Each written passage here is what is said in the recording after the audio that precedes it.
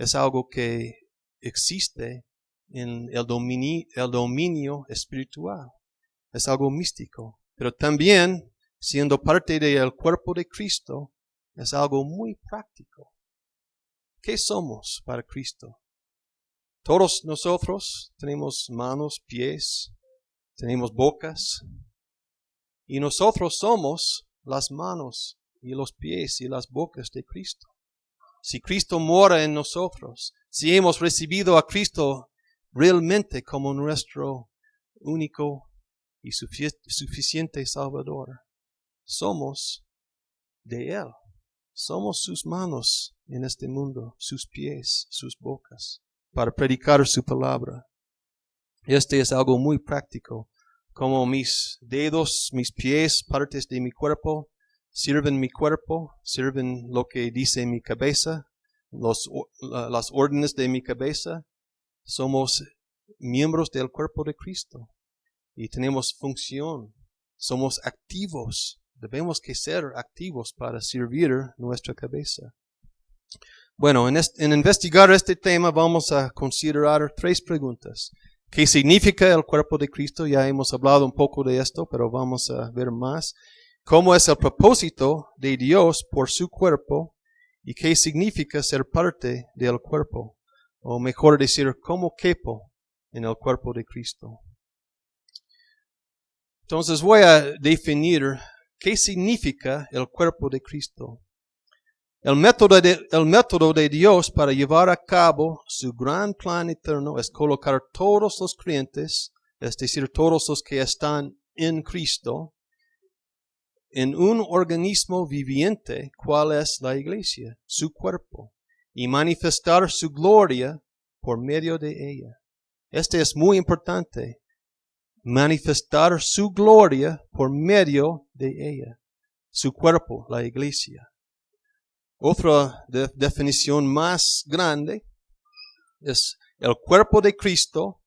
Es una metáfora que significa la iglesia, la comunidad de creyentes verdaderos, cuales constituyen un solo cuerpo, con Cristo como la cabeza, y con muchos miembros, cada uno con su propia función.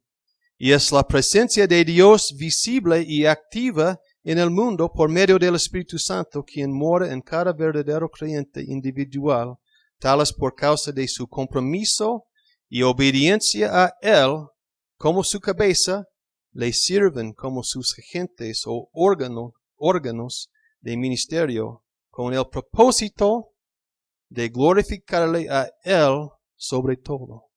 Este es el propósito. En este párrafo que leí, hay muchas cosas y podríamos profundizar mucho en cada punto de esto, pero vamos a tener una panorama de estas cosas en esta plática. Algunas características del cuerpo. 1. El cuerpo de Cristo es el pueblo de Dios. Sabemos que en el Antiguo Testamento andaba casi todo es acerca del pueblo Israel, los judíos, el pueblo judío, el pueblo de Dios. Dios tenía con el pueblo Israel una relación con el pueblo como una persona, como el pueblo era su hija, mi pueblo Israel. Él tiene una relación con su pueblo. También Él tenía una relación con los individuales, las personas individuales, particulares en el pueblo. Y hoy en día con la iglesia es igual. Dios tiene una relación con la iglesia, su cuerpo. Es una relación íntima. El cuerpo es su novia. Y hay, como expliqué, hay muchas metáforas acerca del cuerpo.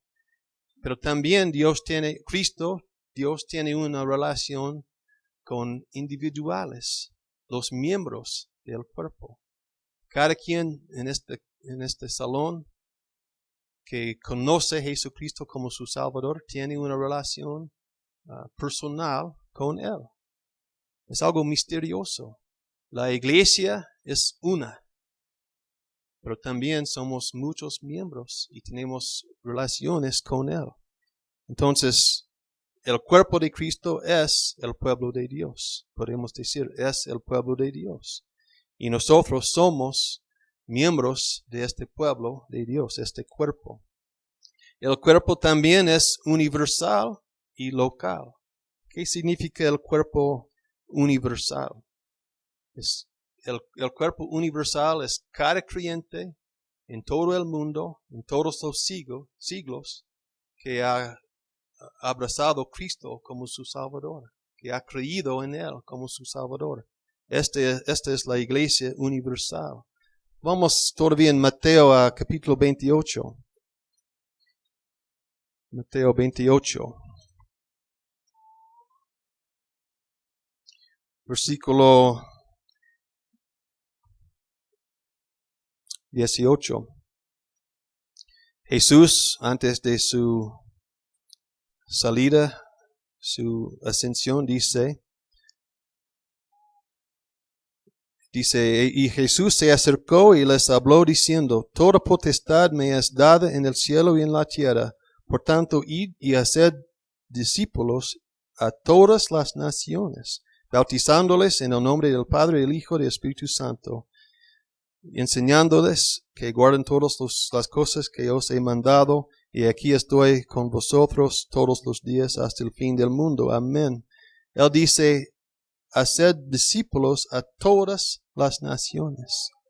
Entonces, habla de todos los que iban a creer en Jesucristo. Esta es la iglesia universal.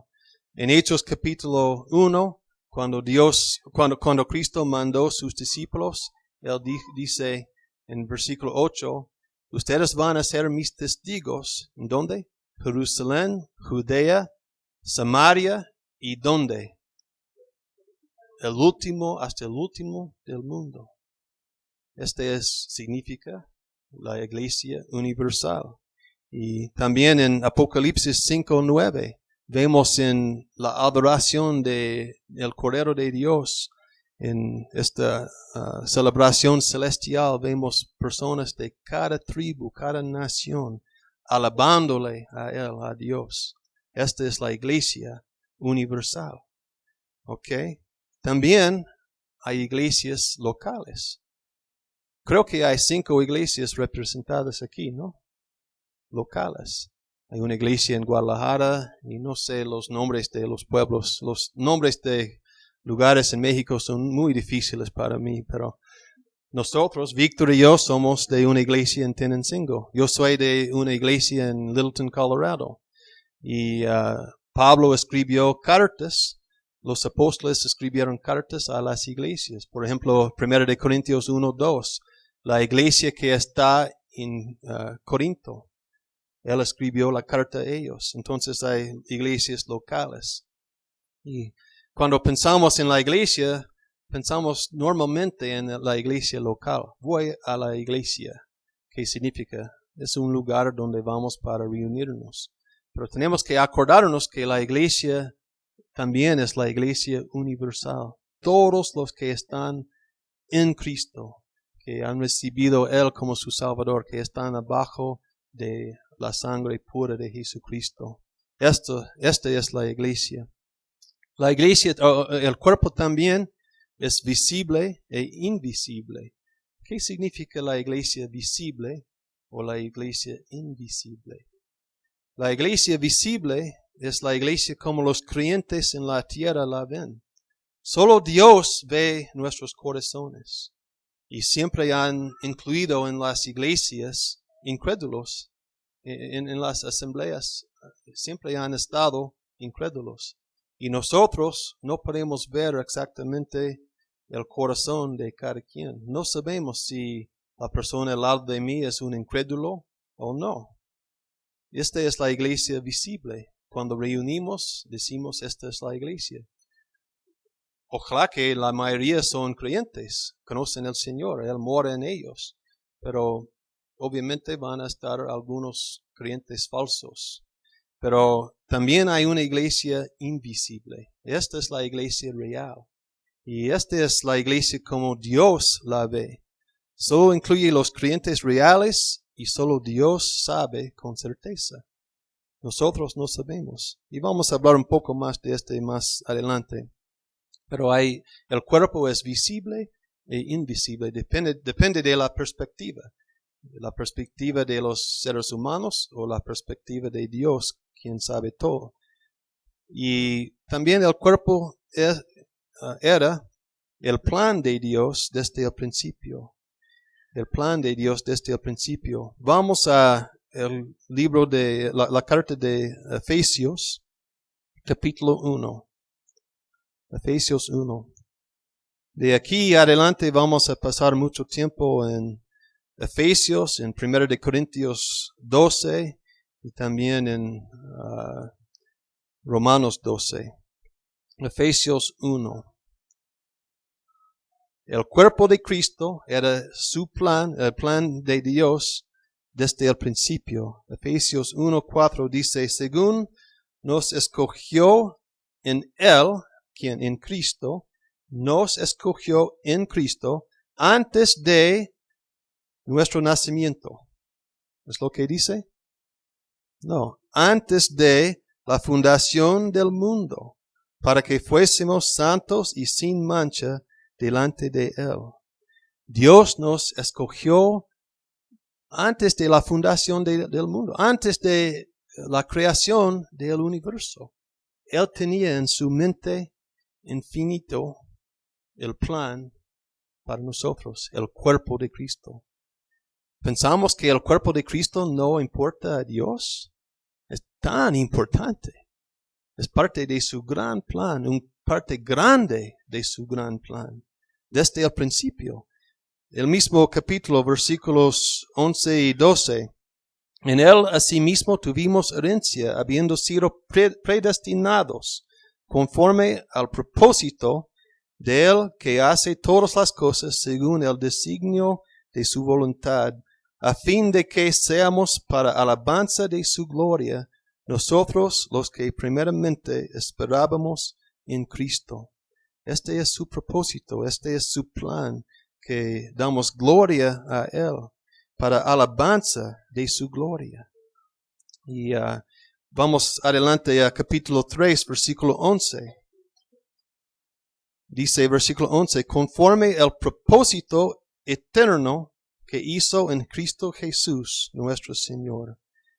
Este es el propósito de Dios, es glorificarse a sí mismo por medio de su cuerpo, el cuerpo de Cristo. Así es el cuerpo de Cristo. Y vamos entonces a punto 2, ¿cómo es el propósito de Dios por su cuerpo? Ya hemos visto uno de los propósitos, pero hay muchos propósitos que Dios tiene para su cuerpo, pero vamos a ver algunos aquí. Número 1, revelar su sabiduría en el dominio celestial.